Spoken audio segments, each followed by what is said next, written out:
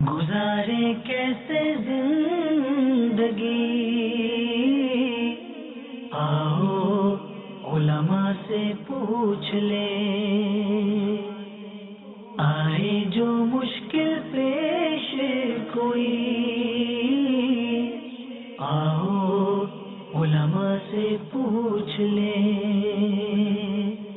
الحمدللہ رب العالمین والصلاة والسلام علی سید المرسلین، اما بعد فاعوذ باللہ من الشیطان الرجیم، بسم اللہ الرحمن الرحیم۔ الصلاة والسلام علیک یا رسول اللہ، الصلاة والسلام علیک یا حبیب اللہ، الصلاة والسلام علیک یا نبی اللہ، وَعَلَىٰ آلِكَ وَأَصْحَابِكَ يَا نور اللہ۔ میٹھے میٹھے اسلامی بھائیوں اور مدنی چینل کے ناظرین، مدنی چینل کے سلسلے دارالافتاء اہل سنت کے ساتھ ایک مرتبہ پھر حاضر ہیں۔ ہم نے الحمدللہ اس سلسلے کے اندر ابتدا ہی سے اولاً ہم نے طہارت کے مسائل بیان کیے، نجاستوں سے متعلق مسائل کو شامل کیا، اور پھر بالترتیب نماز کے مسائل الحمدللہ شامل کرتے جا رہے ہیں، اور آج انشاءاللہ عزوجل مسافر کی نماز سے متعلق سوالات کو شامل سلسلہ کریں گے۔ درود پاک کی فضیلت سنتے ہیں۔ نبی کریم صلی اللہ تعالی علیہ وآلہ وسلم نے ارشاد فرمایا، جو کوئی شخص مجھ پر 10 مرتبہ درود پاک پڑھتا ہے، اللہ تعالی عزوجل اس پر 100 رحمتیں نازل فرماتا ہے۔ صلو علی الحبیب صلی اللہ تعالی علی محمد صلی اللہ تعالی علیہ وآلہ وسلم۔ حضور مسافر سے متعلق ہم نے سوالات کو شامل کیا تھا۔ مسافر کی نماز سے متعلق جب ہم مسائل کو پڑھتے ہیں، سنتے ہیں، سیکھتے ہیں تو اس میں ایک لفظ استعمال ہوتا ہے، بلکہ 3 الفاظ کہہ لیجئے، وطن اقامت، وطن سفر اور وطن اصلی۔ تو وطن تو وہ ملک کو کہا جاتا ہے، تو یہ کون سا وطن ہے؟ یہ الفاظ جو کتابوں کے اندر آتے ہیں، ہمارے سلسلے میں بھی بیان ہوتے ہیں۔ امیر اہل سنت دامت برکاتہم العالیہ کی جو رسالہ ہے مسافر کی نماز، جو احکام نماز کے اندر موجود ہے، اس میں بھی یہ الفاظ استعمال ہوئے۔ تو ان الفاظ سے کیا مراد ہے اور یہ اس سے کیا احکام ثابت ہوتے ہیں؟ الحمدللہ رب العالمین والصلاة والسلام علی سید الانبیاء والمرسلین۔ وطن ایک تو وہ ہوتا ہے جو عام طور پہ ہم ایک ملک میں رہتے ہیں، جی تو یہاں اس پیدائش ملک کو ہوتی ہے، ہم وطن کہا جاتا ہے، جیسے پاکستان ایک وطن ہے، ٹھیک ہے، ہند ایک وطن ہے۔ اور یہاں جب ہم مسافر کی نماز کے حوالے سے جب ہم بات کرتے ہیں تو یہاں وطن سے مراد ایک گاؤں بھی ہو سکتا ہے، صحیح، وطن سے مراد ایک بستی، قریہ، شہر بھی ہو سکتا ہے۔ تو وطن سے مراد وہ جگہ، وہ شہر، وہ گاؤں، بستی جہاں پر کسی شخص کی پیدائش ہوئی ہو۔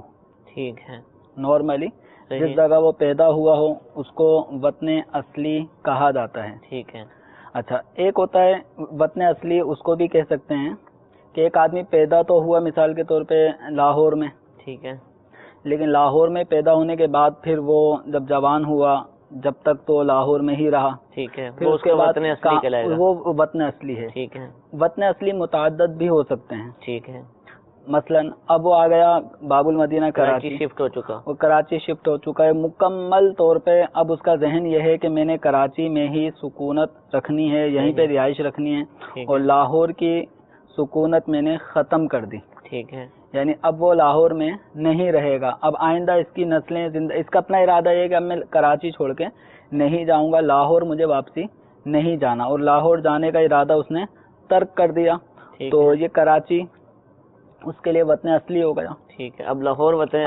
وطن اصلی نہ رہا۔ اگر وہاں جانے کا، وہاں رہنے کا ارادہ بالکل ترک کر دیا ہے تو اب لاہور وطن اصلی نہیں رہا۔ ٹھیک ہے، اور اگر اس کا ارادہ یہ ہے کہ نہیں لاہور میں بھی رہوں گا، وہ چھوڑا نہیں ہے، لیکن کراچی کو بھی اس طرح اپنا لیا کہ میں اپنی زندگی اب یہیں گزاروں گا۔ والدین اگر لاہور میں رہتے ہیں، لیکن اس طرح بھی ہو سکتا ہے کہ یہاں پر بھی رہوں گا، ٹھیک ہے، اور وہاں پر بھی رہوں گا، مثال کے طور پہ یہاں مکان خرید لیا ہے، اپنا ذاتی مکان، کاروبار یہاں ہے، مکان بھی یہاں خرید لیا ہے، تو یہ اب اس کا وطن اصلی کراچی ہو گیا۔ لیکن اگر لاہور کو بالکل ترک کر دیا تو اب لاہور وطن اصلی نہ رہا۔ اس کی مثال یوں سمجھ لیں، نبی کریم رؤوف الرحیم صلی اللہ تعالی علیہ وآلہ وسلم کی ولادت باسعادت مکہ مکرمہ میں ہوئی، اور آپ صلی اللہ تعالی علیہ وسلم نے اپنی मुबारक जिंदगी के तकरीबन 53 साल ये मक्का मुकर्रमा को नवाजा और मक्का मुकर्रमा आप सल्लल्लाहु तआला अलैहि वसल्लम की इकामत रही, वहाँ आपका ये वतन असली आपका यही था।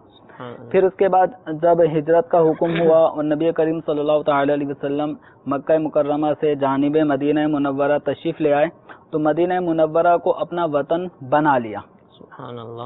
यहाँ तक कि जब फतह मक्का हुआ तो आप सल्लल्लाहु तआला अलैहि वसल्लम मक्का मुकर्रमा तशरीफ ले गए, जब तशरीफ ले गए तो वहाँ पर कसर फरमाई।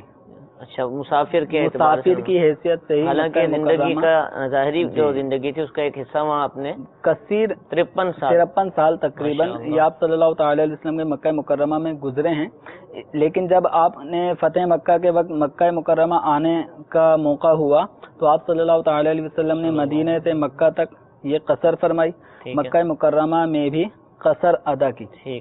हालांकि मक्का मुकर्रमा आपका जाए पैदाइश था, लेकिन आप सल्लल्लाहु तआला अलैहि वसल्लम ने मदीना मुनव्वरा को अपने लिए मुस्तकिल रिहाइश का बना लिया था और मक्का मुकर्रमा की सुकूनत रिहाइश तर्क फरमा दी थी, तो मक्का मुकर्रमा अब वतन असली ना रहा। ठीक है। तो इसी तरह हमारे अब तो शायद एक तादाद है जो इस दुनिया से रुखसत हो गई होगी। जब पाको हिंद तकसीम हुआ तो हिंद में पैदा हुए और हिंद में ही उनका कारोबार सब कुछ था, लेकिन आज़ादी पाकिस्तान की सूरत में वो पाकिस्तान आए, यहाँ रह गए और हिंद जाने का तसव्वुर भी उनके दिलो दिमाग में नहीं था। यहीं पे रहे, यहीं पे अब उनकी ज़िंदगी तमाम हुई, उनकी नस्लें भी अब इस वक्त सफ़ेद बाल वाली हो चुकी है। तो अब वो क्या है, हिंद उनका जाए पैदाइश था, वतन असली था, लेकिन जब हिजरत करके आए तो हिजरत करने की सूरत में हिंद को उन्होंने खैरबाद किया और पाकिस्तान को आबाद किया। तो यहाँ जिस शहर में जो शिफ्ट हुआ, रिहाइश रखी, तो अब ये जगह उसकी वतन असली हो गई। यानी वतन असली वो जिस जगह कोई शख्स पैदा हुआ हो, वालिदैन के साथ वो रह रहा हो। ठीक है। और दूसरी सूरत ये हो सकती है कि जिस जगह को एक आदमी अपनी रिहाइश के लिए मुस्तकिल तौर पे अपना ले और अब वहाँ से जाने का इरादा भी तर्क कर दे कि अब यहीं जिंदगी गुजारनी है, तो ये भी वतन असली होता है। ठीक है। दूसरा होता है वतन इकामत। सही। वतन इकामत उसको कहते हैं, मिसाल के तौर पे मैं बाबुल मदीना का रिहायशी, ये मेरा वतन असली है। अब मैं हैदराबाद जाता हूँ 15 दिन या 16 दिन या 20 दिन के लिए। ठीक है। तो ये जो हैदराबाद जाना, ये हैदराबाद मेरे लिए वतन इकामत होगा। ठीक है। ये वतन असली नहीं है, लेकिन मैं इस जगह गया हूँ 15 दिन या उससे ज्यादा रहने की नियत से, तो अब हैदराबाद मेरे हक में वतन इकामत है। यानी यहाँ पर मैं मुकीम की तरह हूँ और मुझे कसर नहीं करनी ज़ोहर, असर और इशा में, बल्कि ज़ोहर और असर, इशा मुझे 4 रकातें फ़र्ज अदा करनी है। अच्छा, एक होता है वतन सफ़र। वतन सफ़र से मुराद ऐसी जगह जिस जगह कोई शख्स मुसाफिर की हैसियत से होता हो। 15 दिन से कम रहने की नियत से अगर मैं हैदराबाद जाता हूँ तो हैदराबाद मेरे लिए वतन सफ़र होगा। ठीक है। तो ये वतन असली और वतन इकामत और वतन सफ़र, ये इनकी तफसील है। तो वतन असली में 4 रकात वाली नमाज फ़र्ज जो ज़ोहर, असर, इशा, ये पूरी अदा की जाती हैं और वतन इकामत में भी पूरी अदा की जाती हैं, जबकि वतन सफ़र में ये 4 रकात वाली फ़र्ज नमाज को 2 रकात करके पढ़ा जाता है, जिसको हम कहते हैं नमाज में कसर करना। ठीक है। थोड़ी सी मज़ीद वजाहत फरमा दें। पहले भी फरमाया कि अब बहुत सारे लोग हैं, मिसाल के तौर पर कोई शख्स जो है वो मरकज़ुल औलिया लाहौर में पैदा हुआ, वहीं रहा, वालिदैन भी उसके वहाँ हैं, फिर वो बाबुल मदीना में आ गया कारोबार के सिलसिले में, उसका दिल लग गया और उसने यहीं कारोबार शुरू कर दिया। अब वालिदैन का घर वहाँ पर है, इसका आना जाना भी है, लेकिन खुद अपनी फैमिली के साथ, बीवी बच्चों के साथ वो यहाँ पर रह रहे हैं, तो लाहौर इसके लिए अब क्या कहलाएगा? अगर इसने मुस्तकिल रिहाइश वहाँ नहीं रखनी है, लेकिन इसकी जायदाद या इसके वालिदैन की जायदाद वहाँ मौजूद है, लेकिन रिहाइश इसने यहाँ रखनी है। अब इसमें यह है कि अगर उसने लाहौर को बिल्कुल छोड़ दिया, जी, यानी उसका इरादा है कि मैंने बाबुल मदीना ही रहना है और लाहौर अब मेरे लिए, मैं वहाँ पे नहीं जाऊँगा। ठीक है। जाना हुआ तो वालिदैन की ज़ियारत के लिए, अपने महरिम से मिलने के लिए जाना है, लेकिन लाहौर इस हैसियत से नहीं कि मैं वहाँ पे भी रिहाइश रखूँगा और यहाँ पे भी रखूँगा। तो इस तरह लाहौर को उसने हैसियत नहीं दी, बल्कि लाहौर को अब इस हैसियत में डाल दिया कि वालिदैन की ज़ियारत के लिए जाऊँगा, वरना रिहाइश अब कराची में ही रखनी है। लाहौर को सुकूनत और रिहाइश के एतबार से छोड़ दिया। ठीक है। तो अब लाहौर वतन असली ना रहा। अच्छा। लेकिन बसा औकात ऐसा होता है कि जैसे ठंडे इलाके और गर्म इलाके, ठीक है, जैसे बलोचिस्तान में सिद्दी भी हो गया और कोयटा भी हो गया, ठीक है, बहुत सारे लोगों ने इस तरह किया होता है कि کوئٹہ میں بھی ان کے مکانات ہیں اور سبی میں بھی مکانات ہیں. تو جب سخت سردی کا موسم ہوتا ہے تو وہ سردی گزارنے کے لیے اپنے سبی والے مکان میں رہائش کے لیے چلے جاتے ہیں, اور جب گرمی پڑ رہی ہوتی ہے اور سبی پاکستان میں گرم علاقوں میں شمار ہوتا ہے تو وہاں سے وہ آ جاتے ہیں کوئٹہ. ٹھیک ہے. تو کوئٹہ میں بھی ان کا اپنا ذاتی مکان اور سبی میں بھی ذاتی مکان ہے. اب اس طرح وہ اپنی فیملی کو, اپنے بچوں کو, بیوی کو لے کے کبھی کوئٹہ آ جاتے ہیں گرمیوں میں, اور سردیوں کے موسم میں سبی چلے جاتے ہیں. دونوں جگہ ان کا اپنا مکان ہے, دونوں مختلف جگہیں ہیں, لیکن دونوں کو انہوں نے رہائش کے اعتبار سے خاص کیا ہوا ہے کہ سردی ادھر گزارنی ہے تو گرمی ادھر.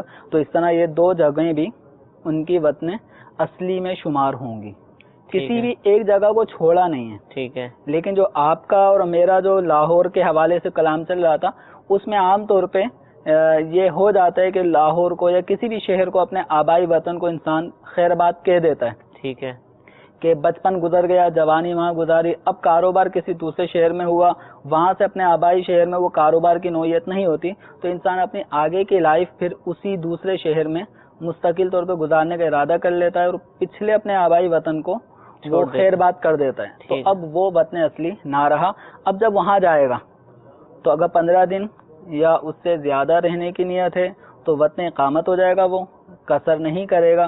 اور اگر 15 دن سے کم کی نیت سے گیا ہے تو پھر ایسی صورت میں وہ قصر کرے گا. اور اگر وہاں لاہور جیسے اس نے چھوڑ تو دی ہے, رہائش اس نے کراچی میں ہی رکھنی ہے, کہ وہاں اس کی جائیداد ہے, اس نے مکان والے تھے پہلے رہتا تھا, کرائے پر دے کر آ گیا, تو اس اعتبار سے تو اس نے ابھی نہیں چھوڑا, اس نے وہاں اپنی جائیداد بھی رکھی. اپنی جائیداد اس کی یہ ہے اور اس کا اپنا مال و اسباب سب اس کے وہیں ہیں, لیکن رہائش رکھی کراچی میں. ٹھیک ہے. اور لاہور کو بالکل چھوڑا نہیں ہے. ٹھیک ہے.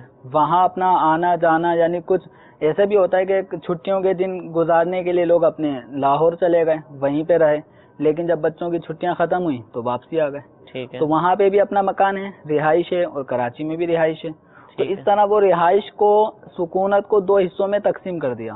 تو پھر تو لاہور بھی وطن اصلی رہے گا. ٹھیک ہے. لیکن اگر وطن سکونت اور رہائش کے اعتبار سے بالکل ترک کر دیا, اور ارادہ یہ ہے کہ آئندہ وہاں رہائش نہیں رکھنی, ٹھیک ہے, وہاں واپسی پلٹ کے نہیں جانا, ہاں ملنے کے لیے جانا, وہ تو انسان دنیا میں کہیں پہ بھی سفر کر لیتا ہے, تو وہ اس سے قطع نظر رہائش کے طور پہ کسی چیز کو چھوڑ دینا, کسی جگہ کو چھوڑ دینا, تو اس سے وطن اصلی ہونا سابقہ جگہ کا ختم ہو جائے گا. ٹھیک ہے, جزاک اللہ. حضور ایک اور لفظ استعمال ہوتا ہے, کم استعمال ہوتا ہے, لیکن یہ بھی ہے وطن ترزیق. وطن ترزیق یہ کیا ہوتا ہے؟ یہ مدنی چینل کے ناظرین کے لیے تو ایک نیا لفظ ہوگا. جی. وطن ترزیق کا مطلب وہ ہوتا ہے کہ ایک ایسی جگہ جہاں پہ انسان کمانے کے لیے گیا ہوتا ہے. ٹھیک ہے. جیسے ہمارے پاکستان کے, ہندوستان کے کئی ایسے افراد ہیں جو کمانے کے لیے عرب شریف گئے ہوئے ہیں. ٹھیک ہے. تو حجاز مقدس ان کے لیے, اس کا کوئی بھی صوبہ یا شہر جس کے اندر وہ ہیں, تو وہ ان کے لیے وطن ترزیق یعنی روزی کمانے کا وطن, رزق کمانے کا وطن, جگہ. تو وہ وطن ترزیق کی شرعاً کوئی حیثیت نہیں ہے. ٹھیک ہے. یعنی اگر کوئی شخص 8 سال کے لیے 10 سال کا ارادہ کر کے 20 سال کا ارادہ کر کے کسی حجاز مقدس میں کسی جگہ پہ, مثال کے طور پہ کوئی مدینہ منورہ میں کسی کو جاب مل جاتی ہے, اور اس کا ارادہ ہے کہ 20 سال تک مجھے یہاں پہ جاب کرنی ہے, تو وہ وہاں جب جائے گا تو مدینہ منورہ اس کے لیے وطن اصلی نہیں ہوگا. ٹھیک ہے. بالفرض اگر اپنی بیوی بچوں کے ساتھ بھی وہاں پہ وہ مدینہ منورہ کے پربہار گلیوں میں رہتا ہے, وہاں پہ اس کو مکان ملا ہوا ہے, لیکن اس کا اپنا ذہن یہ ہے کہ یہ میری مستقل جگہ نہیں ہے, جب تک میری جاب ہے, جب تک مجھے جاب دی گئی ہے, ریٹائرمنٹ ہونے تک میں یہاں پہ رہوں گا, اس کے بعد پھر پاکستان جانا ہوگا.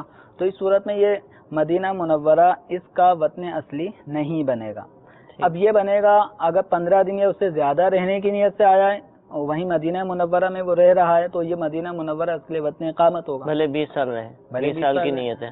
تو یہ جیسے ویزا ہوتا ہے 3 سال کا ویزا ہوتا ہے کہ بھئی 3 سال کے بعد تو آنا ہی ہے, کوشش کریں گے مزید ہو جائے, ورنہ 3 سال کے بعد آنا ہی ہے. ایک اس کو ہدف دیا ہے کہ آپ نے 20 سال تک آپ کو یہ اتنے سال تک آپ کی نوکری, لیکن 3 سال تک ویزا رینیو کروانے کا ایک سلسلہ ہوتا ہے. تو ایسی صورت میں یہ مدینہ منورہ میں مقیم ہوگا. ٹھیک ہے. یہ وطن اصلی کے اعتبار سے نہیں. ٹھیک ہے. اب اس میں یہ ہوگا کہ اگر یہ مدینہ منورہ میں 15 دن یا اس سے زیادہ رہنے کی نیت بیک وقت رہتا ہے کہ مدینہ منورہ میں نے رہنا ہے, وہ 15 دن سے زیادہ ہی رہنا ہے, اس دوران کہیں اور جانا نہیں ہے, تو مدینہ منورہ اس کے لیے وطن اقامت ہے. یہ قصر نہیں کرے گا.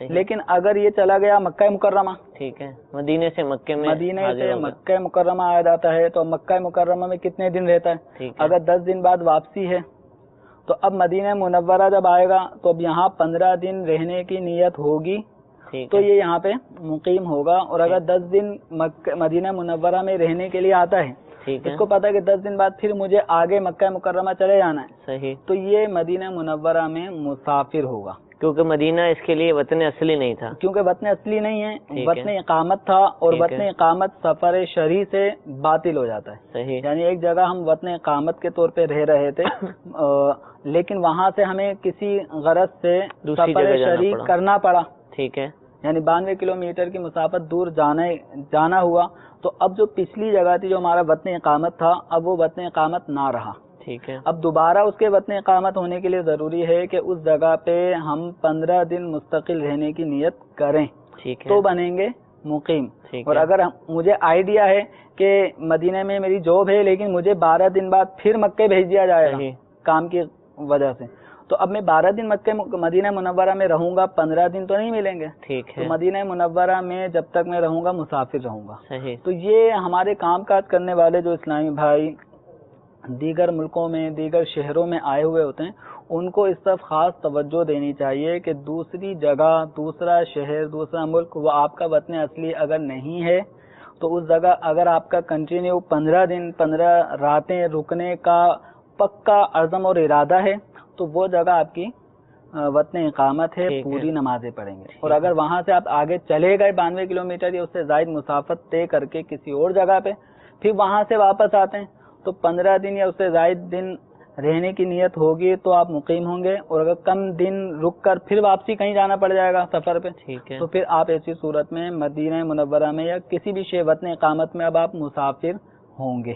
ٹھیک ہے, یعنی وطن اصلی اور وطن اقامت میں مکمل نماز پڑھے گا.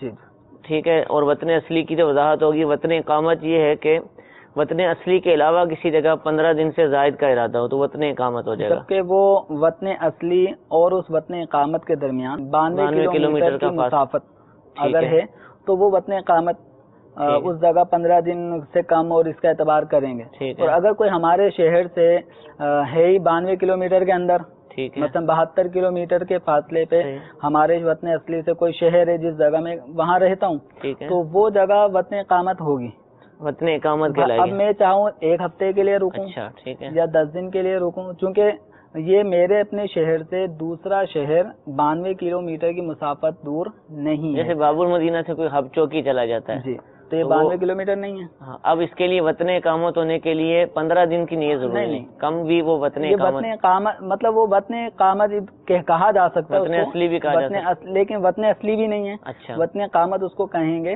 کیونکہ وہ مقیم ہے, لیکن وہاں اگر وہ 15 دن سے کم کی نیت لے کے بھی جائے گا تو قصر نہیں کرے گا. ٹھیک ہے, کیونکہ قصر کے لیے ضروری ہے کہ آپ اپنے وطن اصلی سے یا وطن اقامت سے آپ سفر شرعی کی مقدار دور چلے جائیں. ٹھیک ہے, تو مثال کے طور پہ آپ حیدرآباد چلے گئے تو کراچی سے رہائشی حیدرآباد چلے گئے تو حیدرآباد پہنچنے پر آپ قصر کریں گے. لیکن نوری آباد یہ تقریباً 92 کلومیٹر سے کم مسافت ہے کراچی سے اس کی دوری, تو نوری آباد پہ اگر کوئی پہنچتا ہے تو یہ مقیم ہوگا کراچی کا رہائشی, کیونکہ 92 کلومیٹر کے اندر ہی ہے. ٹھیک ہے, جزاک اللہ. کئی اسلامی بھائی تھوڑے سے پریشان بھی شاید ہو سکتے ہیں کہ یہ وطن اقامت, وطن اصلی, 15 دن, 92 کلومیٹر, تو کئی چیزیں مکس بھی ہو جاتی ہیں.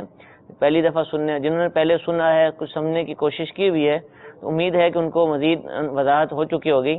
لیکن اگر ایسا نہیں ہوا تو پریشان ہونے کی ضرورت نہیں. الحمدللہ امیر اہل سنت کا بہت ہی پیارا رسالہ مسافر کی نماز, یہ نماز کے احکام جو کتاب ہے جس میں 12 رسائل موجود ہیں, اس میں مسافر کی نماز کے جو احکام بیان کیے گئے, وہاں پر ان وطنوں کی تفصیل بیان کی گئی. وطن اقامت کس کو کہتے ہیں, وطن اصلی کس کو کہتے ہیں.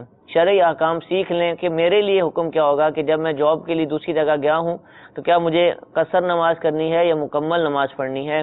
اپنی مسافت بتائیں, جو بھی سوالات آپ سے کیے جائیں اس کی وضاحت دینے کے بعد اپنے لیے شرعی حکم کو ضرور حاصل کیجیے. ایسا نہ ہو کہ ہم عرصہ تک نمازیں پڑھتے رہیں اور جس طرح شریعت نے ہمیں کہا تھا نماز پڑھنے کا اس کے مطابق ہم نماز نہ پڑھ سکیں. حضور قصر کرنا لازمی ہوتا ہے, ایسا تو نہیں کہ چلے مجھے نہیں پتا تھا تو میں پوری پڑھتا رہا. تو اس میں کوئی مسئلہ تو نہیں ہے؟ دیکھیں جس نے نہیں سیکھا، ٹھیک ہے، یعنی یہ اپنے بارے میں یہی حکم شرع معلوم نہیں کیا کہ میں مسافر ہوں، میں جا رہا ہوں اپنے ملک سے دوسرے ملک جا رہا ہوں، وہاں پہ مجھے کس طرح نمازیں پڑھنی ہیں، ٹھیک ہے، میں آیا قصر کروں گا یا مقیم ہونے کی حیثیت سے پوری پڑھوں گا، تو یہ مسائل شرع اپنے حسب حال سیکھنا ضروری ہے. ٹھیک ہے، تو اگر کسی نے نہیں سیکھا اور وہ مسافر تھا، اس پہ قصر واجب ہے اور اس نے قصر کے بجائے پوری نمازیں پڑھی ہیں تو وہ گناہ گار ہوگا. اچھا، اور تو اس صورت میں مسائل نہ سیکھنے کی صورت میں الگ گناہ اور پوری نمازیں پڑھنے کی صورت میں الگ گناہ ہوا. وہ جو نمازیں پڑھی وہ ہو گئی، جو نماز پڑھی تو اس میں گناہ کے ساتھ وہ نماز ادا تو ہو گئی، ٹھیک ہے، لیکن اس کے اندر اس نماز کا اعادہ یہ کیا جائے گا، دوبارہ پڑھنا لازم ہوگا. جو نمازیں سفر کی حالت میں ٹھیک ہے، پوری پڑھی ہیں توبہ بھی کرنی ہوگی اور اس نماز کو دوبارہ دہرایا بھی جائے گا، یعنی واجب الاعادہ ہیں. ٹھیک ہے، جزاک اللہ. کچھ کالرز بھی ہمارے ساتھ موجود ہیں، ان کے کال شامل سلسلہ کرتے ہیں، پھر انشاءاللہ دوبارہ مسافر کی نماز سے متعلق سوالات پوچھے جائیں گے. جی کال سنائیے. قصر نماز جہاں شروع ہو جاتی ہے وہاں اگر آدمی 15 دن سے کم رہے تو جماعت کے ساتھ نماز ادا کرے تو اسے فرائض پورے ادا کرنے پڑیں گے یا کم کرنے پڑیں گے؟ جی ضرور عرض کریں گے. ایک اور کال سنائیے. میرا نام عبدالرزاق ہے فیصلہ آباد سے. میں نے سوال کرنا سر. اچھا میں پوچھنا چاہ رہا تھا، میرا جو ہے نا کام وہ ہے سفر کرنے کا، اکثر سفر میں رہتا ہوں تو میرا کوئی پتہ نہیں ہوتا کہ کب کہاں پہ جانا ہے، تو اس سلسلے میں مجھے قصر نماز ادا کرنی پڑے گی یا پوری نماز پڑھنی پڑے گی؟ جی ضرور عرض کریں گے. ایک اور کال سنائیے. زاہد انور بات کر رہا ہوں لاہور سے. سر میں نے پوچھنا تھا کہ میں اپنے والدین کے گھر سے لے کے میں لاہور جاب کرتا ہوں. یہاں لاہور میں جو میرا گھر ہے وہ 100 کلومیٹر کا سفر بنتا ہے، جبکہ شہر سے شہر کا فاصلہ جو وہ 80 کلومیٹر بنتا ہے. تو میرے لیے قصر نماز کے بارے میں بتا دیں کیا حکم ہے؟ جی ضرور عرض کرتے ہیں. ضرور قصر کے متعلق سوال ہے پہلا کہ قصر جب شروع ہو جائے، یعنی وہ شرعی مسافر ہو اور اس کو قصر بھی کرنی ہے، واقعتاً وہ مسافر کے احکام لاگو ہوتے ہیں، تو اب اگر وہ جماعت کے ساتھ نماز پڑھتا ہے، جیسے مقیم امام ہے، وہ تو اپنے محلے میں ہے، وہ تو پوری نماز پڑھے گا، یہ کیا کریں گے؟ جو مسافر مقیم امام کے پیچھے نماز پڑھے گا تو اس مسافر پر امام کی اتباع میں، مقیم امام کی اتباع میں 4 رکعت پڑھنا واجب ہوگا. ٹھیک ہے، بالفرض اگر یہ آخری رکعت میں شامل ہوتا ہے، بالکل اتحیات میں آ کے شامل ہوا اور اس کے شامل ہوتے ہی امام نے سلام پھیر دیا، ٹھیک ہے، اب یہ مقتدی بھی جو مسافر ہے اور 15 دن سے کم رکنے کی نیت ہے تو اس کو 4 رکعتیں پڑھنی ہوں گی. ٹھیک ہے، امام کے پیچھے اگر پڑھیں گے، مقیم امام کے پیچھے، تو مقیم امام کی اتباع میں مسافر مقتدی پر 4 رکعتیں پڑھنا لازم ہوتا ہے. ہاں اگر جماعت نکل گئی، اب اگر یہ پڑھنے کے پڑھتا ہے تو اب یہ 2 رکعت پڑھے گا، ظہر عصر اور عشاء کے فرضوں کو، سنتیں پوری پڑھے گا. اور اگر یہ مسافر ہی کے پیچھے پڑھتا ہے، ہاں اگر مسافر امام کے پیچھے، اگر مسافر مقتدی نماز پڑھ رہا ہے تو مسافر امام نے 2 رکعت پڑھنی ہے، یہ بھی 2 رکعت ادا کرے گا. اور کوئی محلے میں جیسے کوئی بزرگ آ جاتے ہیں، کوئی بڑے عالم دین آتے ہیں جی، اور وہ مسافر ہوتے ہیں، تو اب وہ نماز پڑھاتے ہیں، تو جو عام لوگ ہیں محلے کے جو وہیں رہتے ہیں وہ 2 پڑھیں گے؟ نہیں، جو اگر امام مسافر ہے تو مسافر امام 2 ہی پڑھے گا، لیکن جو اس کے پیچھے پڑھنے والے مقیم مقتدی ہیں وہ 4 پڑھیں گے. اچھا ٹھیک ہے. اب اس کی ادائیگی کا کچھ طریقہ عام طور پہ جو مسبوق نماز پڑھتا ہے اس کے مقابلے میں کچھ جدا گانا ہے. ٹھیک ہے. مثال کے طور پہ پہلی رکعت اور دوسری رکعت یہ مسافر امام نے پڑھنی ہے، اس کے بعد وہ سلام پھیر دیں گے. ٹھیک ہے. اب جو مقتدی پہلی رکعت اور دوسری رکعت میں شامل تھے مقیم مقتدی، ٹھیک ہے، اب ان کی 2 رکعتیں باقی ہیں، تیسری اور ان کو 4 ہی پڑھنی ہے، ان کو 4 پڑھنی ہے. ٹھیک ہے. اب وہ کھڑے ہو جائیں گے امام کے سلام پھیرنے کے بعد، وہ تیسری رکعت کے لیے کھڑے ہو گئے. تیسری رکعت میں وہ جتنی دیر تک سورہ فاتحہ پڑھی جاتی ہے اتنی دیر تک ہاتھ باندھے قیام کی حالت میں خاموش کھڑے رہیں گے، اور اس کے بعد رکوع سجود تسبیحات وغیرہ جو اس میں ہوتی ہیں وہ پڑھیں گے. اس کے بعد پھر کھڑے ہو جائیں گے چوتھی رکعت کے لیے، اور چوتھی رکعت میں بھی ہاتھ باندھ کر قیام کی حالت میں اتنی دیر تک خاموش کھڑا رہنا ہے جتنی دیر میں سورہ فاتحہ پڑھی جا سکے. پڑھنی نہیں، خاموش رہنا ہے. اس وجہ سے کہ اس موقع پر جو مقیم مقتدی ہے وہ لاحق مقتدی کے حکم میں ہے. ٹھیک ہے. اب مسبوق، لاحق، مدرک یہ سب احکام سیکھنے والے ہیں، کیونکہ کبھی بھی آپ مقتدی کی حیثیت سے کبھی مسبوق ہوں گے تو کبھی مدرک ہوں گے، کہیں لاحق ہوں گے، تو یہ باہری شریعت میں جہاں اقتدا کا بیان ہے وہاں پہ ان کی ڈیفینیشن مسائل وغیرہ مقتدی کی اقسام لکھی ہیں، 4 اقسام بنتی ہیں، ان کا مطالعہ کرنا چاہیے۔ تو جو مسافر امام کے پیچھے نماز پڑھنے والے مقیم مقتدی ہیں وہ 2 رکعت اگر شامل ہوئے تو تیسری اور چوتھی میں کھڑے ہوں گے، لیکن سورہ فاتحہ کی مقدار خاموش کھڑا رہنا ہے، پڑھنی نہیں ہے، ٹھیک ہے، اور اس کے بعد اپنی نماز کو جو نارمل طریقہ اس کے مطابق تسبیحات پڑھیں گے، رکوع تسبیحات پڑھیں گے، تحیات، درود پڑھیں گے، دعا یہ پڑھیں گے، صرف سورت وغیرہ جو سورہ فاتحہ ہے۔ حکم یہ ہے نا کہ مقتدی جب امام کے پیچھے ہو، چاہے ظہر کی نماز ہو، عصر ہو یا مغرب عشاء، یعنی جہری نماز ہو یا سری نماز ہو، مقتدی امام کے پیچھے جب نماز پڑھ رہا ہوگا تو قراءت نہیں کرتا، ٹھیک ہے، قراءت کا مطلب قرآن پاک کی تلاوت نہیں کرنی، بقیہ اس کے علاوہ جو تسبیحات وغیرہ ہیں وہ پڑھ جائیں گی۔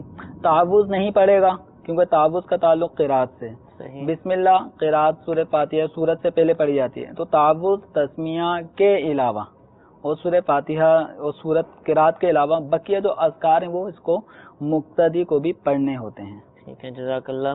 حضور زاہد انور بھائی یہ ہم سے پوچھتے ہیں کہ یہ گھر سے دور ہیں، والدین کے گھر سے 100 کلومیٹر کے فاصلے پر ان کا جاب کا مقام ہے، لیکن جو 2 شہر ہیں، ایک والدین کا شہر ہے اور ایک ان کا مقام جاب ہے، وہ ان شہروں کا اعتبار کریں تو 80 کلومیٹر ہے، لیکن گھر سے آفس کا مسافت دیکھیں تو 100 کلومیٹر ہے، تو کیا کریں نماز کے لیے؟ لیکن یہاں پر گھر سے جس جگہ ہم جا رہے ہیں اس جگہ کی پیمائش کا اعتبار نہیں کیا جائے گا، گھر سے جاب والے مقام کی پیمائش کا اعتبار نہیں، بلکہ جو ہمارا اپنا شہر ہے جیسے ان کا لاہور ہے، تو لاہور کی جب آبادی ختم ہو جاتی ہے صحیح، تو اس کی آبادی ختم ہونے سے جس اگلے شہر میں یہ جا رہے ہیں اس اگلے شہر کی آبادی شروع ہونے کے درمیان یہ کتنا فاصلہ ہے، ٹھیک ہے، اب ان کے اس تفصیل سے معلوم ہوتا ہے کہ 80 کلومیٹر ان دونوں شہروں کی آبادی کا فاصلہ ہے، لیکن جو ان کا اپنا گھر ہے اس کو اور جو جس جگہ یہ کام کر رہے ہیں اس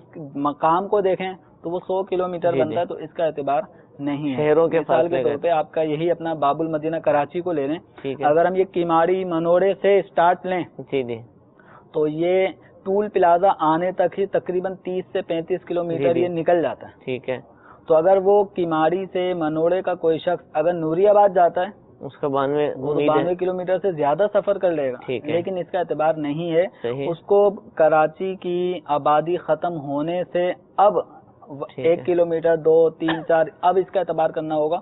تو یہ جو ہمارے بھائی جنہوں نے سوال کیا کہ یہ اپنے والدین کے شہر سے جس مقام پہ جاب کر رہے ہیں اس درمیانی دونوں شہروں کی آبادی کا درمیانی فاصلہ 80 کلومیٹر ہے، تو یہ لاہور میں تو مقیم ہیں ہی، صحیح، پوری پڑھ رہے ہیں نماز، تو یہ رستے میں بھی پوری پڑھیں گے اگر درمیان میں نماز پڑھنے کا موقع ملتا ہے، مسافر نہیں ہے نا، 92 کلومیٹر دور اگر یہ ہوتا ان کا تو اب یہ رستہ سارا ان کا سفر کی حالت میں ہوتا، لیکن یہ چونکہ 92 کلومیٹر دور نہیں جا رہے تو یہ ان کا رستے کا سفر بھی یہ مسافر والا حکم نہیں رکھتا، یہ مقیم ہونے کی حیثیت سے ہی اگر رستے میں ظہر عصر یا عشاء پڑھنی پڑی تو 4 رکعت فرض ادا کریں گے، اور جس جگہ یہ جاب کر رہے ہیں وہاں پہ ظہر عصر عشاء پڑھنی پڑتی ہے تو یہ وہاں پر بھی پوری ہی نماز ادا کریں گے۔ ٹھیک ہے حضور، اگر اب جس طرح یہ شاید سمجھ رہے ہیں کہ یہ مسافر ہیں، اگر یہ نہیں تو کوئی اور اپنے آپ کو مسافر سمجھ کر قصر کرتا رہا، لیکن جب پتہ چلا کہ مجھ پر جو قصر نہیں تھی اب کیا کرے گا؟ وہ نمازیں قضا کرے گا، دوبارہ پڑھنی ہوگی، ہو گئی؟ جب ان پہ 4 رکعت فرض ہے، ٹھیک ہے، اور انہوں نے پڑھی ہیں 2 اگر غلط فہمی میں یہ 2 ہی پڑھتے رہے تو ان پہ لازم تھی 4 رکعتیں، ٹھیک ہے، اور 4 کے بجائے انہوں نے جو 2 رکعت ادا کی ہے تو گویا 2 رکعتیں ادا نہ کرنے کی وجہ سے وہ ظہر کا فرض ادا نہیں ہوا، ٹھیک ہے، 4 ایک ساتھ پڑھنی، 4 رکعتیں پڑھنی جو ظہر کی فرض ہیں، اگر کوئی 2 کر کے پڑھے تو بھی ظہر کا فرض ادا نہیں ہوتا، صحیح، تو ان کو اس طرح کی جو بھی نمازیں انہوں نے پڑھی ہوں غلط فہمی میں قصر کر کے، جبکہ ان پہ قصر نہیں تھا، تو ان تمام نمازوں کو غور کریں کہ کون کون سی نمازوں میں ایسا ہوا کہ قصر نہ ہونے کے باوجود قصر کر کے پڑھی، تو ان نمازوں کو نئے سرے سے دہرانا ہوگا، وہ فرض ادا نہیں ہوگا، کئی سال والے گزر جائیں۔ اب یہ آئیڈیا لگانا پڑے گا کتنے ایسا ہو سکتا ہے کتنے مہینے اس طرح کی نمازیں ہوئی ہیں، کون کون سی نمازوں میں ایسا ہوا ہے، تو ان کو اس طرح ان نمازوں کا دوبارہ سے ادائیگی کا سلسلہ کرنا ہوگا۔ وہ گناہگار بھی کہلائیں گے کیا اس صورت میں؟ اب یہ ہے مسئلہ نہیں سیکھا انہوں نے، اگر نہیں سیکھا تو گناہگار تو ہوں گے. ٹھیک ہے، یہ تو بالکل واضح بات ہے. ٹھیک ہے. تو دوبارہ ہم مشورہ عرض کریں گے کہ بالخصوص وہ اسلامی بھائی کے جو روزی کے سلسلے میں، روزگار کے سلسلے میں دوسرے شہروں میں رہتے ہیں، دوسرے شہروں میں ان کا آنا جانا رہتا ہے، وہ اپنے سے متعلق شرعی رہنمائی ضرور حاصل کر لیں کہ کیا میں مسافر ہوں یا نہیں ہوں، میری نمازوں کا کیا حکم ہوگا، تاکہ ایسا نہ ہو کہ سالوں تک ہم نماز پڑھتے رہیں لیکن ہمارا فرض ہی ادا نہ ہو. اللہ تعالیٰ میں شرعی رہنمائی حاصل کرنے کی توفیق عطا فرمائے. حضور یہ تو تھا کہ جو لوگ نماز پڑھتے ہیں ان کا کیا حکم ہے. اب کئی لوگ مقیم ہوتے ہیں تب بھی نماز نہیں پڑھتے، تو حالت سفر میں بھی نہیں پڑھتے. لاکھوں مسلمان ایسے ہم دیکھتے ہیں کہ وہ سفر کر رہے ہوتے ہیں، گاڑی کے اندر سے ایک دو ہی افراد اٹھتے ہیں کہ جو نماز کے لیے جاتے ہیں اور بقیہ جو ہے پکوڑے سموسوں میں لگ جاتے ہیں، یعنی وہ نماز نہیں پڑھتے. مسجد بھی موجود ہوتی ہے، گاڑی والا روکتا بھی بعض اوقات صرف نماز ہی کے لیے، اعلان بھی ہوتا ہے کہ نماز پڑھ لیں، کیونکہ ڈرائیور بھی بعض اوقات ماشاءاللہ ایسے ہوتے ہیں کہ نماز پڑھنی ہوتی ہے. اب سارا اہتمام کیا، گاڑی بھی رکی، مسجد بھی موجود ہے لیکن نماز نہیں پڑھتے. اب وہ مسافر تھے، ان کو اس وقت قصر کرنی تھی لیکن نہیں پڑھی. عرصہ گزر گیا، اب ان کا ذہن بنا، مدنی ماحول ملا، یا ویسے ہی ان کو جذبہ ملا کہ اب مجھے اپنی نمازیں قضا کرنی ہیں. تو وہ جو نمازیں سفر کی حالت کے اندر چھوٹی تھی ان کا کیا ہوگا؟ اب وہ پوری پڑھنی پڑیں گی یا وہ آدھی آدھی پڑھیں گے، قصر کریں گے؟ یعنی اب یہ اپنے شہر میں ہے، جی جی، اب اس کو احساس ہوتا ہے، ندامت ہوتی ہے کہ میں نے اتنی نمازیں چھوڑ دی ہیں. تو اب اس میں یہ ہے کہ جو نماز جس حالت میں قضا ہوئی اور نماز کسی نے نہیں پڑھی، ٹھیک ہے، تو وقت کسی بھی نماز کا جب وقت گزر گیا اور نماز ادا نہ کی جائے تو وہ نماز قضا ہو گئی. تو جو نماز جس حالت میں قضا ہوئی ہو اس نماز کو اسی انداز میں ادا کیا جائے گا. یعنی حالت سفر میں جو نماز قضا ہوئی تو ظہر، عصر، عشاء، تو اس میں چونکہ قصر لازم تھا تو اب اس کی ادائیگی کے لیے 2 ہی رکعت اس کی قضا کرنی ہوگی. صحیح.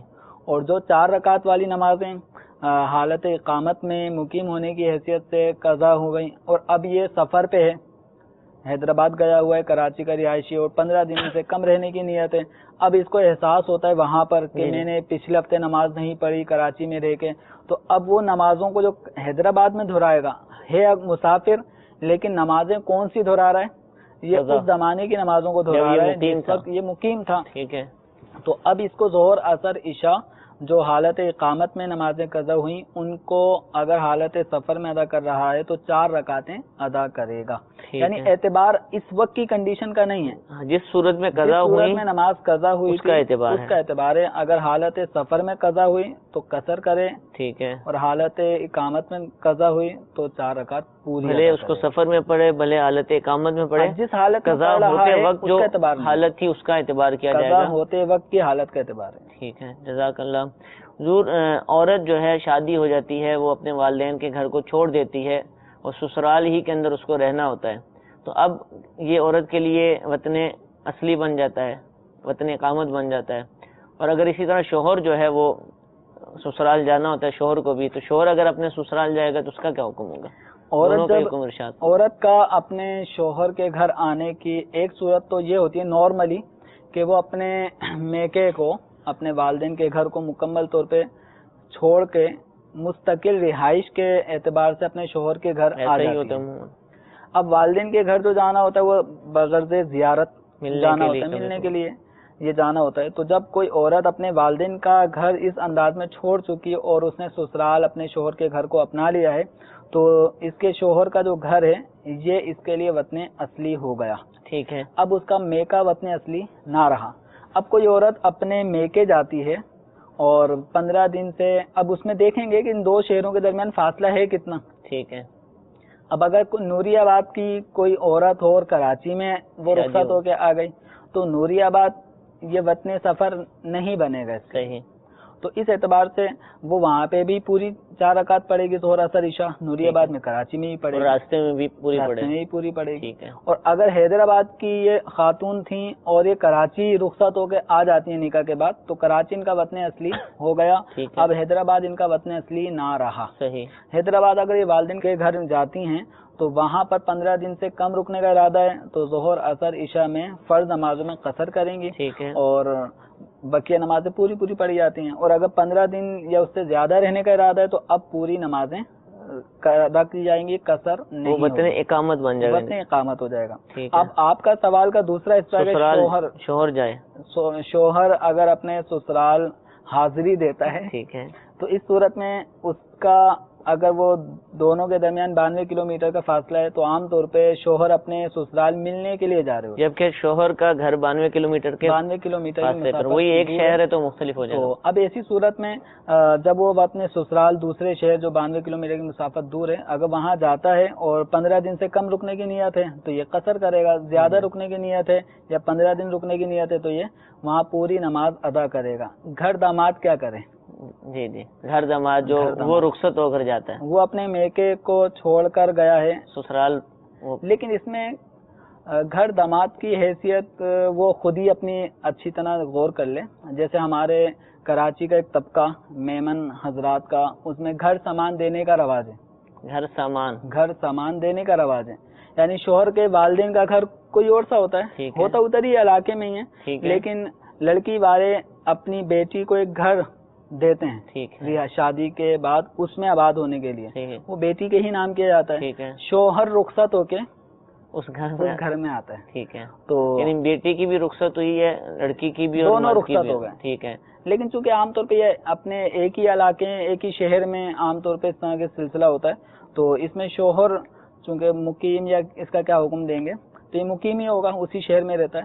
لیکن اگر کوئی دوسرے ملک اپنی بیٹی کا، جیسے مثال کے طور پہ امریکہ میں لڑکی والے رہتے ہیں اور پاکستان میں لڑکے والے رہتے ہیں، اب اس لڑکے کو لڑکی والے مستقل بنیادوں پہ بلا لیتے ہیں. صحیح، کہ بس آپ پاکستان کو چھوڑ کر اب آپ امریکہ آ جائیں. صحیح. اب وہ امریکہ میں ہی رہتا ہے. اب اس کی حیثیت وہاں پہ کیا ہے؟ اگر اس نے پاکستان کو بالکل ترک کر دیا اور امریکہ ہی کو اپنا لیا وطن کے طور پہ تو اب یہ وطن اصلی وہ ہو جائے گا اس کے لیے. اور اگر پاکستان کو چھوڑا نہیں ہے لیکن بس یہ وہاں پہ بھی رہوں گا اور یہاں پہ بھی رہوں گا، پاکستان چھوڑا نہیں ہے تو اب یہاں پہ اس کو بھی وطن اگر یہ بنا لیتا ہے کہ رہائش وہاں پہ بھی رکھوں گا اور یہاں پہ بھی رکھوں گا تو پھر اس کی حیثیت دوسری ہو جائے گی. ٹھیک ہے. بہرحال ایک نئی اصطلاح میں مل گئی وطن سسرال. ہمارے سلسلے کی برکت سے کہ وطن سسرال بھی ایک جو ہے وہ حضور اگر مسافر ہے، سفر ہر کسی کا عام طور پر نہیں ہوتا، کبھی کبھار ہی ہوتا ہے، اور جو چیز عادت میں شامل ہو بندہ وہ کر بیٹھتا ہے. تو اب کوئی امام صاحب ہیں سفر کی حالت میں وہ نماز پڑھا رہے ہیں، یا کوئی عام اسلامی بھائی ہے امامت نہیں فرماتے لیکن سفر کی حالت میں امامت کی، ان کو قصر کرنی تھی لیکن وہ پرانی عادت کے مطابق 4 ہی پڑھا بیٹھے، تو کیا اب نماز کا کیا حکم؟ ان کی نماز، مقتدیوں کی نماز، یہ کیا ہوگا اس کا؟ جیسے کہ پیچھے ہم نے کہا کہ جو شخص مسافر ہو اس پہ قصر واجب ہے. ٹھیک ہے، یعنی مسافر پہ 2 ہی رکعت فرض ہیں. اب اس کو ظہر اثر عشاء میں 2 ہی رکعت ادا کرنی ہے. تیسری اور چوتھی اگر وہ پڑھے گا تو جائز نہیں ہے. بالفرض اگر پڑھ لی اور دوسری رکعت پہ اس نے قاعدہ کیا اور تیسری اور چوتھی رکعت بھی پڑھ لی تو تیسری اور چوتھی رکعت اس کے حق میں نفل ہوگی. صحیح. اچھا، اب اگر کوئی مسافر امام تھا اور اس کے پیچھے جو مقتدی ہیں وہ مقیم بھی ہیں، ٹھیک ہے، مسافر بھی ہیں مقتدی اور مقیم بھی ہیں، تو جو مسافر مقتدی ہیں وہ تیسری اور چوتھی رکعت میں اگر اس کی اتباع میں لگے رہتے ہیں تو ان کے فرض ادا ہو گئے. جبکہ قاعدہ اولا 2 رکعت پہ بیٹھنا جو اس پہ فرض تھا اس نے وہ فرض ادا کیا. ٹھیک ہے. اور اس کے پیچھے جو مقیم مقتدی ہیں جو اسی شہر کے رہائشی ہیں انہوں نے تیسری بھی پڑھی، چوتھی بھی پڑھی تو ان کی نمازیں نہیں ہوئی. اچھا، ان کی نہیں ہوئی.